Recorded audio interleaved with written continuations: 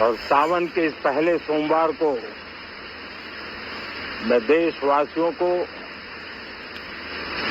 बहुत बहुत शुभकामनाएं देता हूं।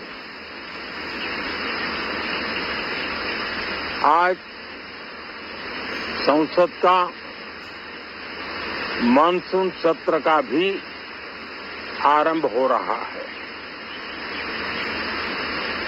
देश बहुत बारीकी से देख रहा है कि संसद का यह सत्र सकारात्मक हो, सृजनात्मक हो और देशवासियों के सपनों को सिद्ध करने के लिए एक मजबूत नींव रखने वाला हो। साथियों, भारत के लोकतंत्र की जो गौरव यात्रा है उसमें ये एक महत्वपूर्ण पड़ाव के रूप में मैं देख रहा हूं। व्यक्तिगत रूप से मुझे भी, हमारे सभी साथियों को भी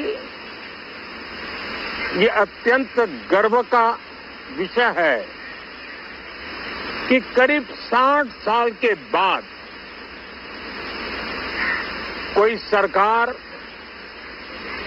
तीसरी बार वापस आए और तीसरी पारी का पहला बजट रखने का सौभाग्य प्राप्त हो। ये भारत के लोकतंत्र की गौरव यात्रा की अत्यंत गरिमापूर्ण घटना के रूप में देश इसे देख रहा है। ये बजट सत्र है, मैं देशवासियों को जो गारंटी देता रहा हूं, क्रमशः रूप से उन गारंटियों को जमीन पर उतारना, इस लक्ष्य को लेकर के हम आगे बढ़ रहे हैं। ये बजट अमृतकाल का एक महत्वपूर्ण बजट है। हमें 5 साल का जो अवसर मिला है, आज का बजट हमारे उन 5 साल के कार्य की दिशा भी तय करेगा और ये बजट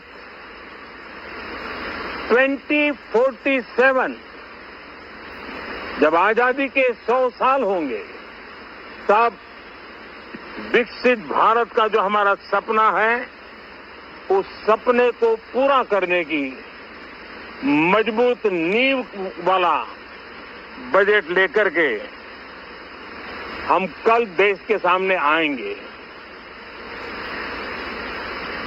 हर देशवासी के लिए एक गर्व की बात है कि भारत बड़ी इकोनॉमी वाले देशों में सबसे तेज गति से आगे बढ़ने वाला देश है। गत 3 वर्षों में लगातार 8% ग्रोथ के साथ, 8% ग्रोथ के साथ हम आगे बढ़ रहे हैं, हम ग्रो कर रहे हैं। आज भारत में पॉजिटिव आउटलुक, इन्वेस्टमेंट और परफॉर्मेंस एक प्रकार से अपॉर्चुनिटी की पीक पर है। ये अपने आप में भारत की विकास यात्रा का एक अहम पड़ाव है। साथियों, मैं देश के सभी सांसदों से, किसी भी दल के क्यों न हो, मैं आज आग्रहपूर्वक कहना चाहता हूं कि हम गत जनवरी से लेकर के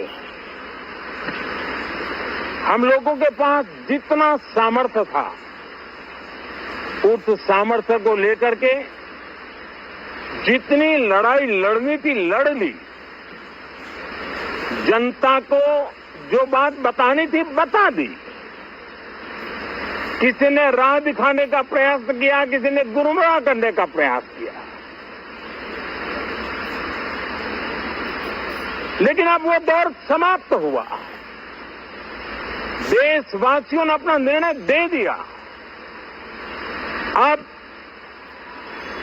चुने हुए सभी सांसदों का कर्तव्य है, सभी राजनीतिक दलों की विशेष जिम्मेवारी है कि हमने दल के लिए जितनी लड़ाई लड़नी थी लड़ ली। अब आने वाले 5 वर्ष के लिए हमें देश के लिए लड़ना है, देश के लिए जूझना है, एक और नेक बनकर के जूझना है। मैं सभी राजनीतिक दलों से भी कहूंगा कि आइए हम आने वाले 4 साढ़े 4 साल दल से ऊपर उठ करके सिर्फ और सिर्फ देश को समर्पित होकर के संसद के इस गरिमापूर्ण मंच का हम उपयोग करें। जनवरी 29 जब चुनाव का वर्ष होगा, आप उसके बाद जाइए मैदान में, सदन का भी उपयोग करना है कर लीजिए। वो 6 महीने जो खेल खेलने खेल लीजिए, लेकिन तब तक सिर्फ और सिर्फ देश के गरीब, देश के किसान, देश के युवा, देश की महिलाएं, उनके सामर्थ्य के लिए, उनको एम्पावर करने के लिए जन भागीदारी का एक जन आंदोलन खड़ा कर करके 2047 के सपने को पूरा करने के लिए हम पूरी ताकत लगाए। मुझे आज बहुत दुख के साथ कहना है कि 2014 के बाद कोई सांसद 5 साल के लिए आए, कुछ सांसदों को 10 साल के लिए मौका मिला, लेकिन बहुत से सांसद ऐसे थे जिनको अपने क्षेत्र की बात करने का अवसर नहीं मिला, अपने विचारों से संसद को समृद्ध करने का अवसर नहीं मिला, क्योंकि कुछ दलों की नकारात्मक राजनीति ने देश के संसद के महत्वपूर्ण समय को एक प्रकार से अपनी राजनीतिक विफलताओं को ढांकने के लिए दुरुपयोग किया है। मैं सभी दलों से आग्रहपूर्वक कहता हूं कि कम से कम जो पहली बार सदन में आए हैं, ऐसे बहुत बड़ी संख्या में हमारे माननीय सांसद हैं और सभी दल में हैं, उनको अवसर दीजिए, चर्चा में उनके विचारों को प्रकट करने का मौका दीजिए, ज्यादा से ज्यादा लोगों को आगे आने का अवसर दीजिए। और आपने देखा होगा कि पार्लियामेंट के नए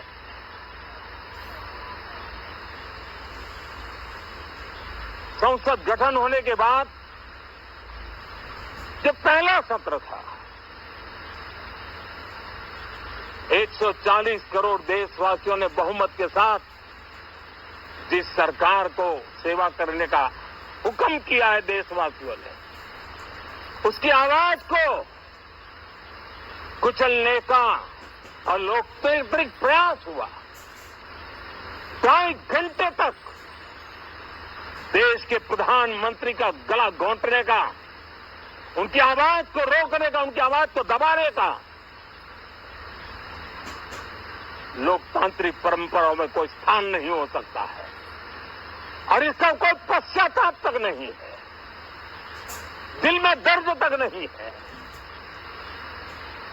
मैं आज आग्रहपूर्वक कहना चाहता हूं, देशवासियों ने हमें यहां देश के लिए भेजा है, दल के लिए नहीं भेजा है। ये सदन दल के लिए नहीं, ये सदन देश के लिए है। ये सदन संसदों तक की सीमा तक नहीं है, 140 करोड़ देशवासियों की एक विराट सीमा तक के लिए है। मैं विश्वास करता हूं कि हमारे सभी माननीय सांसद पूरी तैयारी के साथ चर्चा को समृद्ध करेंगे। कितने ही विरुद्ध विचार होंगे, विरुद्ध विचार बुरे नहीं होते हैं, नकारात्मक विचार बुरे होते हैं। जहां सोचने की सीमाएं समाप्त हो जाती है, देश को नकारात्मकता की जरूरत नहीं है। देश को